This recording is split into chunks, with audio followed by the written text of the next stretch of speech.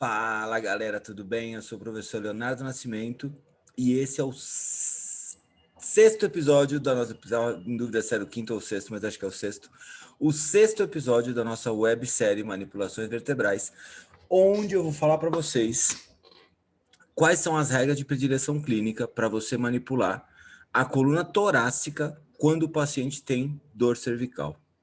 Então a gente sabe que a dor na coluna cervical é muito comum no nosso consultório de fisioterapia musculoesquelética, e a manipulação é um recurso que pode ajudar esse tipo de paciente. Mas assim, quais pacientes podem se ajudar com a manipulação da coluna cervical e quais pacientes podem ajudar com a manipulação da coluna torácica? Nesse vídeo eu vou falar sobre a manipulação da coluna torácica. No próximo vídeo e último episódio da websérie, eu vou falar sobre as regras de predileção clínica para manipulação da coluna cervical. Então, espero que você esteja acompanhando toda essa websérie, né? Então, deixa eu só retomar aqui para vocês, só para a gente lembrar que eu falei para vocês. Tem o primeiro episódio, que é uma introdução às manipulações vertebrais, como que elas são utilizadas, qual que é o histórico disso. Aí eu tenho um segundo vídeo que eu falo do modelo mecânico do Fraier e do Tart das manipulações, que é um modelo muito utilizado. Depois a gente fala de mecanismos neurofisiológicos das manipulações, quais são eles e como eles funcionam, como eles agem no corpo do nosso paciente. Aí eu expliquei para vocês que são regras de predileção clínica e falei para vocês no último episódio dessa websérie, eu falei para vocês quais são as regras de predileção clínica que eu devo utilizar para manipular a coluna lombar do meu paciente. Então, hoje, nesse episódio, se você não assistiu esses outros episódios, volta lá e assiste os outros episódios, porque tem alguns conceitos que eu já vou partir do princípio que você já sabe para continuar agora. Então, presta atenção. Se você não assistiu, para esse vídeo agora, vai para o episódio número 1, assiste toda a websérie e volta para esse vídeo aqui, que é o número 6. Tá? Não começa pelo 6 que você vai fazer bosta. Não sei se você conseguiu perceber, tem um númerozinho lá no vídeo, tá bom? Então vamos lá. Primeira coisa que eu vou falar para vocês é: quando que eu devo optar por uma manipulação cervical ou não? É a primeira coisa, porque lembra que eu estou falando de pacientes com dores cervicais. Então, quando eu devo optar por uma manipulação cervical no meu paciente com dor cervical? Quando que eu devo optar por uma manipulação torácica? Então, você vai precisar assistir o vídeo 6 e o vídeo 7 para entender isso. Agora, a primeira coisa, se você está na dúvida sobre o que você deve fazer, quais são as regras que você deve utilizar para decidir se você pode manipular a cervical do seu paciente ou não, no meu canal eu já tenho um vídeo sobre isso. Então, volta lá, procura no canal que tem um vídeo sobre manipulações da coluna cervical, quais são os fatores de risco que você deve levar em conta antes de manipular a coluna cervical do seu paciente. Beleza? Segunda coisa, a gente pode ter o nosso paciente com uma dor cervical mecânica, e essa dor cervical mecânica pode ser boa para manipular ou não, pode ser fator preditivo ser manipulada ou não para ser resolvida.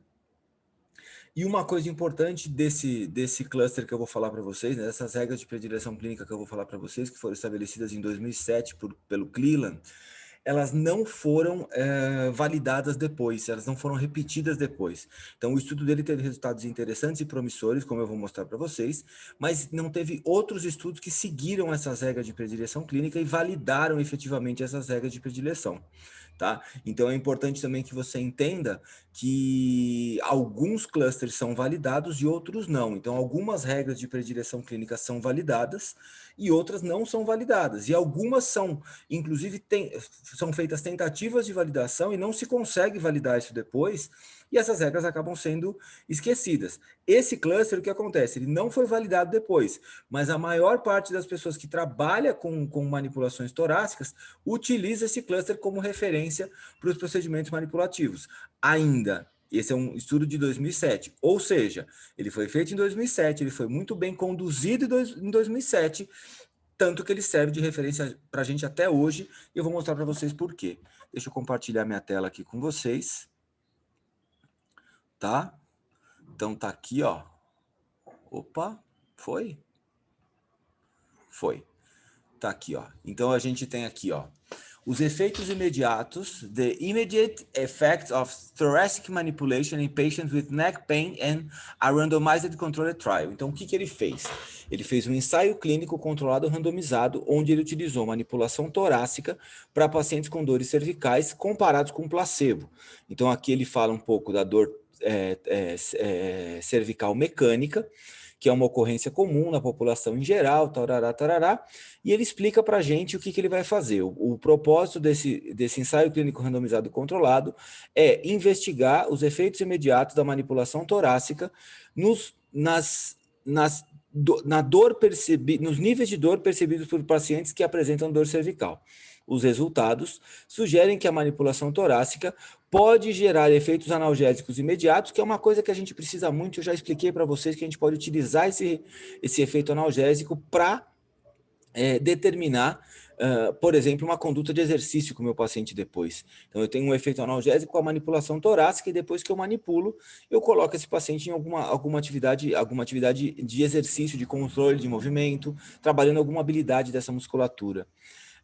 Mais estudos mais profundos são necessários para determinar os efeitos da manipulação torácica, tarará, tarará.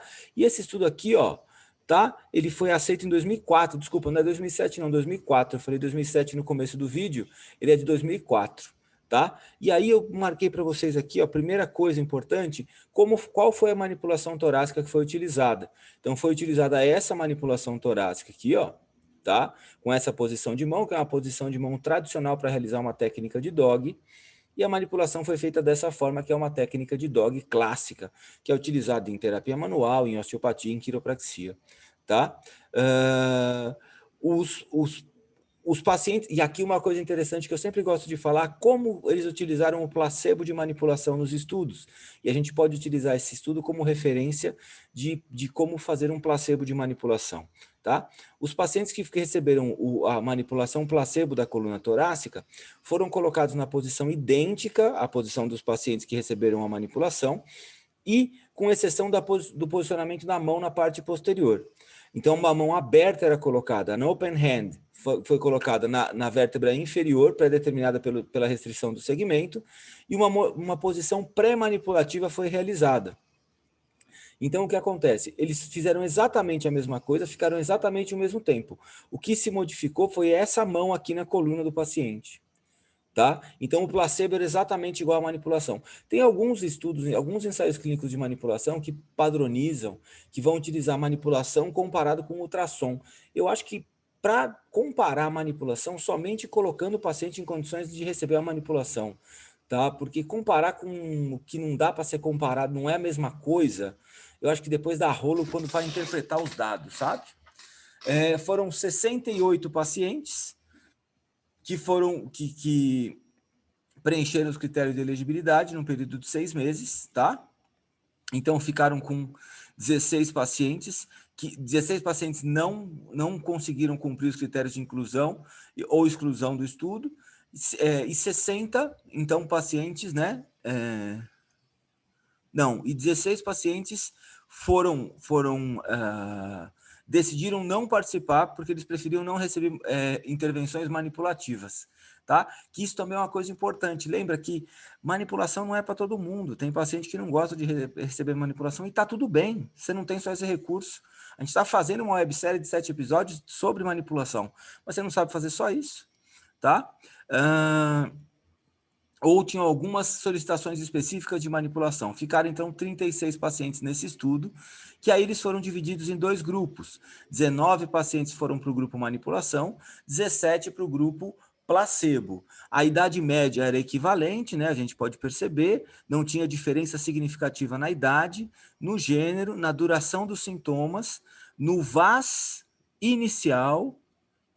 É isso? Isso. No VAS pré-tratamento, onde teve diferença? No VAS pós-tratamento, no VAS, na média do VAS em geral, e no NDI também não teve diferença significativa.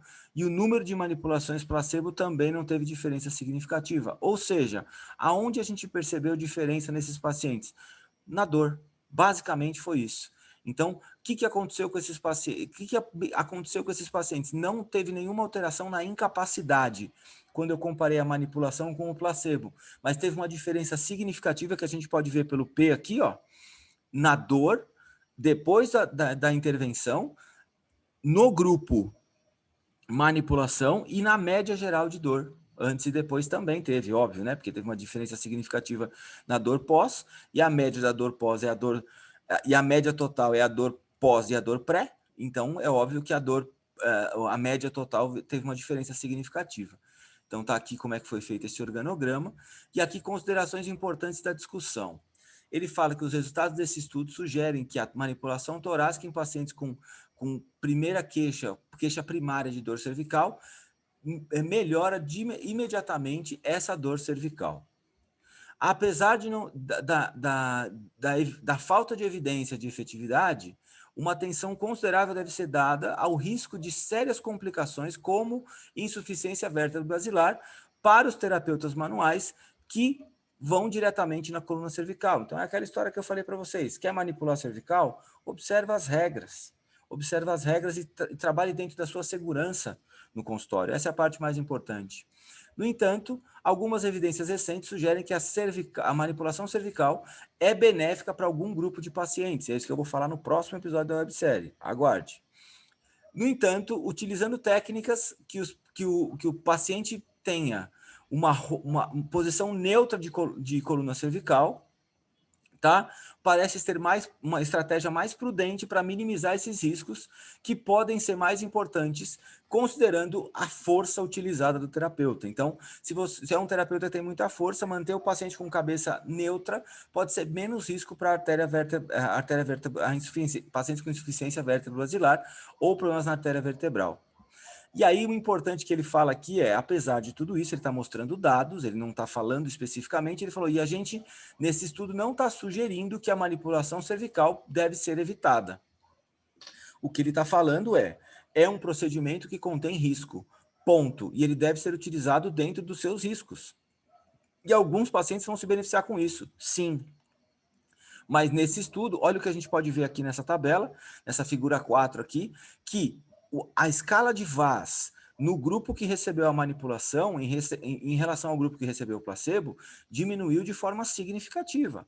Ou seja, esses pacientes que receberam a manipulação na torácica, que tinham dor cervical, tiveram uma melhora significativa na dor cervical. E é isso que a gente precisa ver como parâmetro clínico para a gente.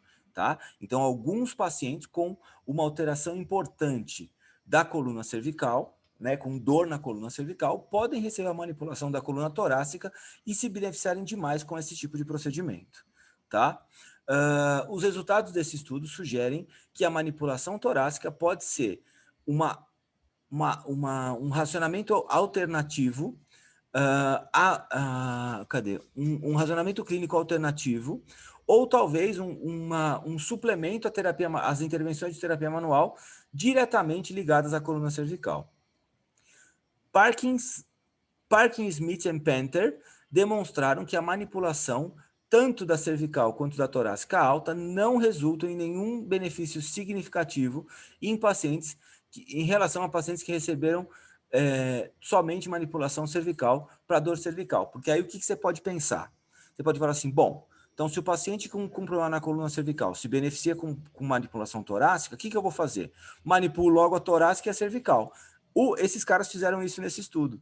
E o que eles perceberam? Que manipular somente a coluna cervical e manipular a coluna cervical e a coluna torácica não traz benefícios adicionais, como a gente esperaria. Mais intervenção, mais resultado. Não é isso que acontece. Então, o que você precisa saber? Exatamente essas regras que eu vou te explicar, que foram extraídas desse estudo. Então, que determina se o paciente vai ter sucesso recebendo numa dor cervical, recebendo uma manipulação na coluna torácica. E o mecanismo preciso pelo qual a manipulação torácica melhora a dor cervical parece elucidado. Aí são aqueles mecanismos que eu falei para vocês no episódio 2, né, que é o episódio da neurofisiologia das manipulações, que ele fala que pode ser por ganho de amplitude, de alterações biomecânicas da manipulação, podem ser as alterações medulares, podem ser as alterações centrais, alterações reflexas. Lembra que nesse estudo aqui em 2004, a gente não tinha todos esses mecanismos neurofisiológicos tabulados já, mas ele já percebia que não era somente por efeito mecânico, que interessante. E agora eu vou mostrar para vocês o seguinte, vou falar para vocês aqui. Quais são essas regras, então, de predileção clínica que ele descobriu nesse estudo? Então, é assim, quais são esses pacientes que vão precisar de uma manipulação torácica para melhorar uma dor cervical? Primeira coisa, esses pacientes são 6 critérios, tá? Então, esses pacientes vão ter 6 critérios importantes para você utilizar nessa decisão clínica, tá? Então, são 6 regras de predileção clínica que você precisa anotar. Então, pega o seu papel e sua caneta aí e anota agora. Primeira coisa, o paciente não pode ter um grande comportamento de medo e evitação em relação ao problema dele. Então, se ele tiver um score, tem um questionário que foi utilizado que chama FABIQ, F-A-B-Q. Então, o que ele quer dizer? Fear Avoidance Behavior Questionary. Então, é um questionário de medo e evitação. Então, ele fala o seguinte, que se nesse questionário de medo e evitação, esse FABIQ, que já tem uma versão em português, então coloca lá no Google que você acha uma versão em português desse questionário. O que ele fala? Se o paciente tiver um score nesse questionário menor que 12, ele não deve receber a manipulação, tá? Então, se ele tiver um grande comportamento de medo e evitação, não utilize a manipulação, porque ele não vai se dar bem com isso, tá? Segundo critério, a duração dos sintomas for maior que 30 dias. Então, o que ele quer dizer com isso? Funciona muito menos em paciente crônico. Então, quanto mais crônico for o paciente, menor é a tendência dele se beneficiar com uma manipulação torácica. Tá? Esse paciente com dor cervical que a gente está falando. Terceiro critério, sem sintomas abaixo do ombro, sem sintomas irradiados. Então, a dor é basicamente na coluna cervical, não está irradiando para o braço. Então, não é uma cervicobraquialgia. Tá? Então, é uma dor cervical, ela não irradia para o braço, não passa mais ou menos do ombro, não passa da região do ombro. Tá? Se o paciente, esse aqui é um fator importante, se o paciente não piora o quadro quando ele faz extensão de cabeça, então quando ele olha para cima, não piora a dor cervical. Por quê? Se o sintoma for abaixo do ombro e se ele tiver dor quando ele olhar para cima, esses 2 sinais indicam para a gente que ele tem uma radiculopatia cervical. Então, você já tem que guardar essa informação que você já pode fazer um diagnóstico diferencial aí. Então, se ele tiver dor quando ele olhar para cima, e se a dor estiver irradiada mais do que a região do ombro, são 2 sinais importantes que ele tem radiculopatia cervical. Então, manipular a torácica não vai adiantar muito. Você vai ter que tratar como uma radiculopatia cervical. É outro tipo de tratamento. Beleza? Quinto fator, ele tem uma extensão cervical diminuída menor que 30 graus. Tá? Então, quando o paciente faz extensão cervical, ele tem menos de 30 graus de extensão. Tá? E o último fator é quando ele tem uma diminuição da cifose torácica. Então, quando ele tem uma diminuição da cifose torácica, especialmente na região de T3 a T5, indica que esse paciente pode se beneficiar com a manipulação torácica para dor cervical. Então, recapitulando para vocês, os 6 sinais, então, que vão indicar que o meu paciente deve receber uma manipulação torácica para melhorar uma dor cervical.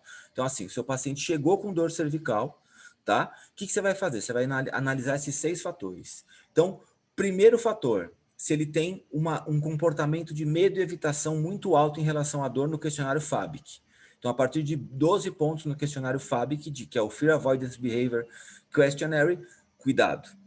Beleza? Segunda coisa, se os sintomas estão durando mais de 30 dias, se ele já está para entrar numa fase mais crônica do quadro de dor. Então, já está numa fase subaguda à crônica. Então, o paciente tende a se beneficiar menos. Então, são 2 fatores que, se você observar, ele vai se beneficiar menos, ele vai ter uma menor diminuição do quadro álgico com a manipulação da coluna torácica. Aí eu tenho 2 outros sinais que são sinais de radiculopatia. Então, que é os sintomas que vão abaixo da linha do ombro. Então, se o sintoma for abaixo do ombro, não adianta manipular a torácica, porque isso é sinal de radiculopatia. E a segunda coisa, a extensão do paciente piora muito os sintomas. Quando ele faz extensão, piora demais. São 2 sinais de irritabilidade, de radiculopatia cervical. Esse paciente também não vai se beneficiar. Quinto sinal, desculpa. O quinto sinal, a extensão cervical está diminuída menor que 30 graus. Aí você já pode começar a se preocupar e falar, essa torácica, se eu manipular, eu vou restaurar essa amplitude de movimento, e é uma das primeiras coisas que eu vejo depois que eu manipulo a torácica. Então eu manipulo a torácica e falo para ele, olha para cima de novo. Se ele fala, melhorou, puta, é um bom sinal. É sinal que a manipulação torácica vai ajudar esse paciente com dor cervical.